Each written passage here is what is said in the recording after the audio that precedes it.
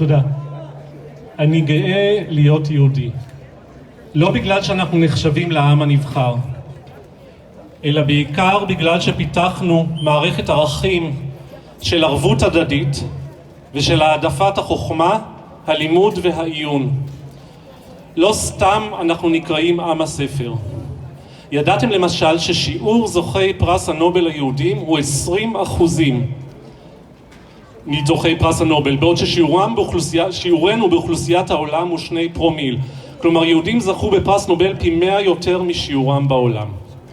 האתוס הזה של ההשכלה והעיון הוביל את הציונות המתחדשת בארצה להקים בה אוניברסיטאות שהפכו להיות למובילות בעולם.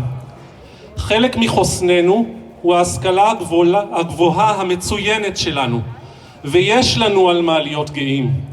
אני גאה להיות חוקר בטכניון, המכון הטכנולוגי לישראל.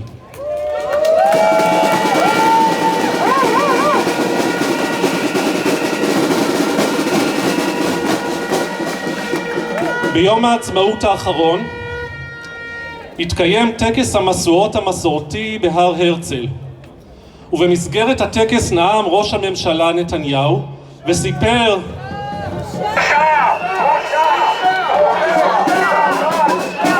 תכף תשמעו איזה בושה.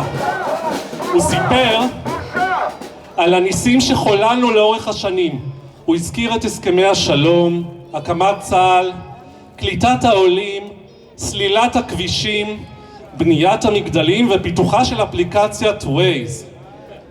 אבל אלה לא ניסים. בלי מדע והנדסה חזקים כל זה לא היה קורה. מי שלא הופיעו ברשימה הן האוניברסיטאות. לא הופיע המחקר שיצא מהן, ולא הופיעו זוכי פרס נובל שיצאו מהן, וזה לא מקרי. זה לא מקרי. זו הזנחה מכוונת.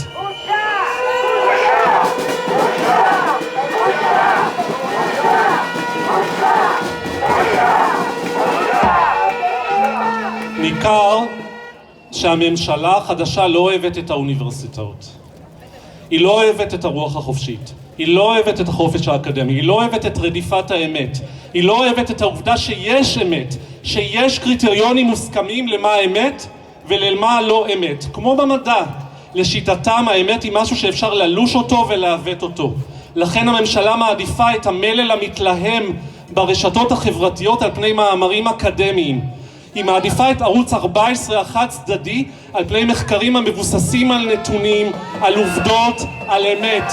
אמת לא עומדת כנר לרגלי הממשלה הזאת.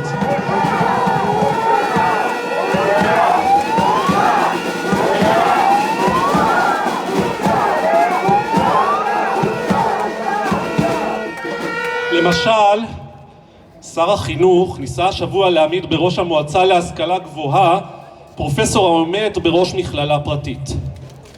שר החינוך לצערנו מנסה לדחוף אותנו למערכת השכלה יותר אמריקאית באופייה, יותר ליברטיאנית, בה העשירים יוכלו לרכוש השכלה ולעניים יהיה יותר קשה לרכוש השכלה טובה. וזה מוביל אותי לתפקיד חשוב מאוד של האקדמיה, תפקידה כמכשיר למוביליות חברתית.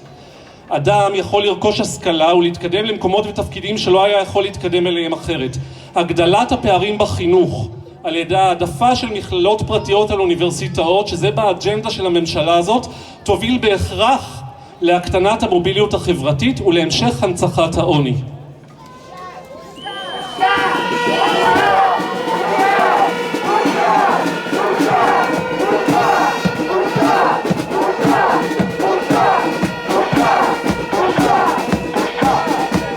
אותה מוביליות חברתית, למשל, מאפשרת לאוכלוסייה הערבית הישראלית לרכוש השכלה ולהתקדם. כמיעוט מדוכא בארץ, יש להם יכולת להשתלב חברתית באמצעות השכלה. אם תגיעו לטכניון, תגלו שאחוז ניכר מהסטודנטים, למשל בהנדסת חשמל או ברפואה, הם ערבים. וגם בבתי החולים, אחוז הרופאות והרופאים הערבים גדל וגדל. אני חושב שהמפתח שלנו להצלחת הלכידות החברתית הוא אם ההשכלה תונגש לכולם. אני מקווה שימצאו המהלכים להגביר את הנחישות להשכלה הגבוהה בקרב אוכלוסיות שלא מיוצגות מספיק באקדמיה, כמו הקהילה האתיופית או החרדים. אני קורא מעל במה זאת לרבנים החרדים לעודד את הקהילות החרדיות ללמוד לימודי ליבה לקראת שילובם המוגבר בהשכלה הגבוהה ובכלכלה הישראלית.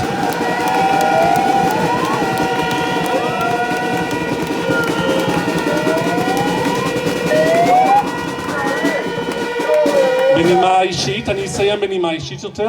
הבן הצעיר שלי לפני צבא והבנות שלי הן סטודנטיות שנאלצות לשאת בעול שכר הלימוד והמחיה היקרים בארץ. אני קורא מעל במה זאת להשוואת תנאים עם כל המגזרים. לא ייתכן שהשכלה תורנית תינתן בחינם, בעוד שהשכלה, ודרך אגב יש הצעת חוק מפורטת בעניין, בעוד שהשכלה גבוהה תעלה כל כך הרבה.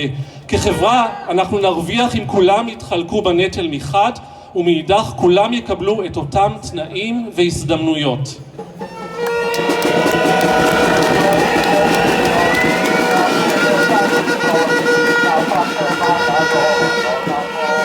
כדי שנהיה חברה מלוכדת, אסור לנו לאפשר הבדלים כאלה בין מגזרים שונים. זה רק יוצר עוינות. החוסן שלנו הוא בלכידות החברתית שלנו. תודה רבה.